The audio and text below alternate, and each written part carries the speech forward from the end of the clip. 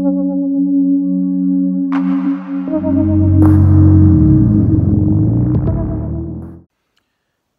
savaitė yra ganėtinai keista, nes gaunu tam tikrų patvirtinimų iš kitų žmonių ir iš savęs pačio, kad yra ganėtinai žema psichinė energija ir fizinės energijos nėra daug. Aš stebiu iš savęs, kad jaučiuosi taip. Kad jaučiuosi, kad yra nuotaika prastesnė, kad daugiau įvairių pamastymų ateina. Ir ne pas mane vieną patį. Aš gaunu ir laiškus, ir pasiskambiname, ir dirbu su žmonėmis, kad lygiai taip pat jaučiasi ir kiti. Jausdamiesi kitaip, tai yra, kai žemos energijos prasideda pokalbis su savimi. Vidinis neigiamas pokalbis su savimi, ypač nežinant, ką daryti tokiose situacijose.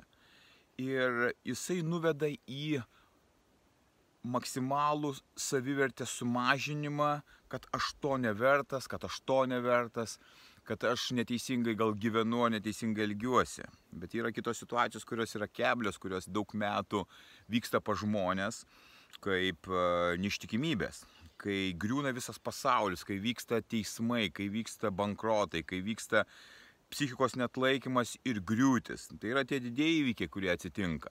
Bet dažniausiai atsitinka nedideli įvykiai, kurie išpučiami į didžiulius įvykius. Jie labai stipriai labai įvertinami, sureikšminami ir iš vienos paprastos situacijos, kuri galbūt neturėjimas nuotaikos, išveda į dramas.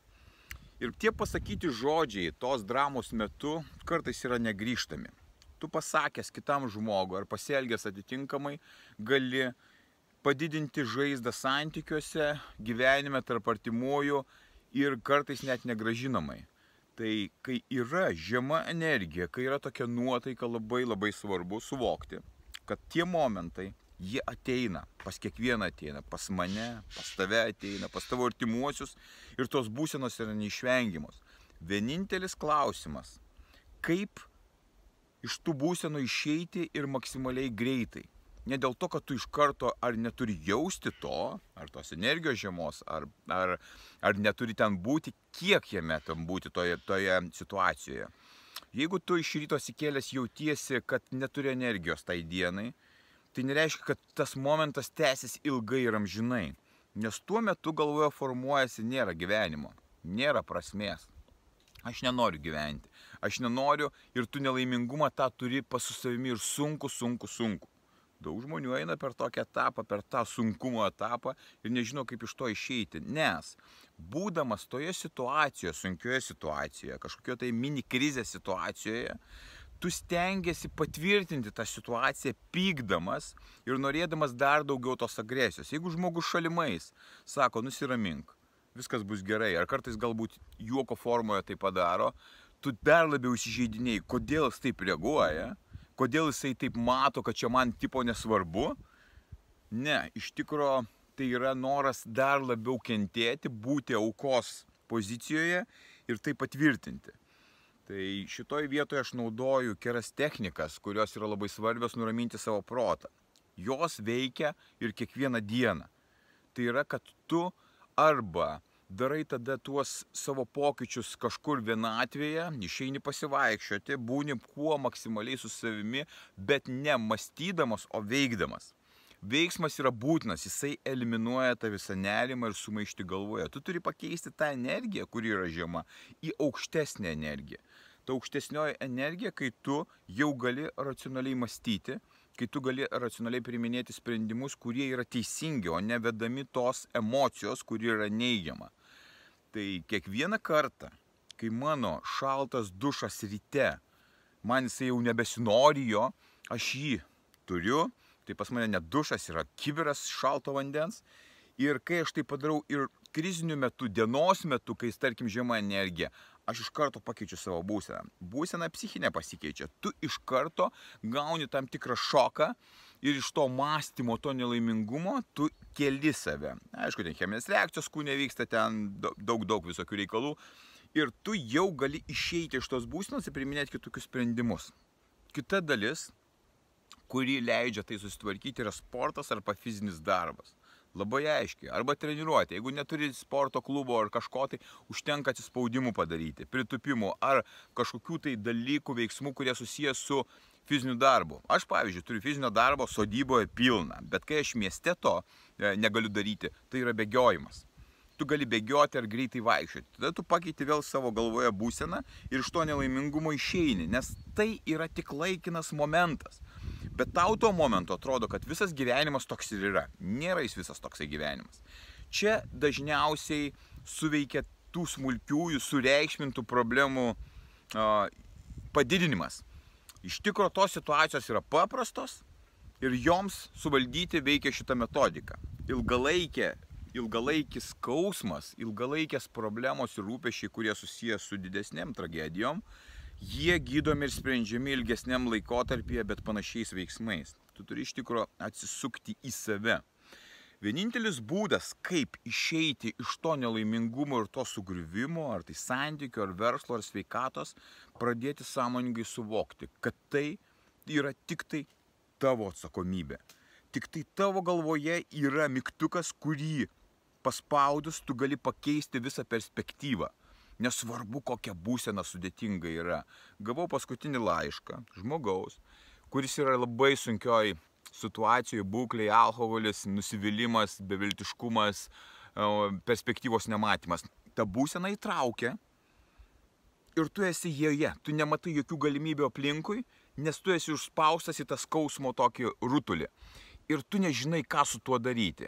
Aš iš šalies matau, kad tik tai reikia pralaužti tas sienas, kad tu matėtum didesnę perspektyvą ir iš tos aukos sindromo savo išsivaduotum per savo veiksmus. Ilgalaikiai veiksmai, tam reikia palaikymo, tam reikia vedimo, bet yra tie patys elementarūs. Disciplina savo gyvenime, per savo veiksmus, tai kas daro tave stipresniu nors po truputėlį. O tie stiprumo elementai yra labai paprasti ir elementarūs. Dar kartą. Atsikėlimas anksti ryte. Aišku, kai nėra nuotaikos, kai nenori iš vis gyventi, atsikelti anksti atrodo neįmanoma. Bet tai yra tavo pareiga tai padaryti. Kai tu padarysi ir išeisi iš to skausmo, pirmą, antrą, trečią, ketvirtą dieną, tu pamatysi, kad tu nenori tam skausme būti ir darysi ir dėsi visas pastangas, kad iš ten išeiti, nes ten yra išeitis. Išėjęs per tą skausmo barjerą į tolimesnius etapus, per šaltą dušą, per mitybos suvaldymą, kad nebūtų toje mityboje to maisto, kuris naikina tavo nuotaiką lygiai taip pat, kaip ir nieko nedarimas. Kai tu suvaldai ir po truputėlį darai veiksmus, keiti savo situaciją, tu matai aiškiau, kad perspektyva gali būti visai kitokia.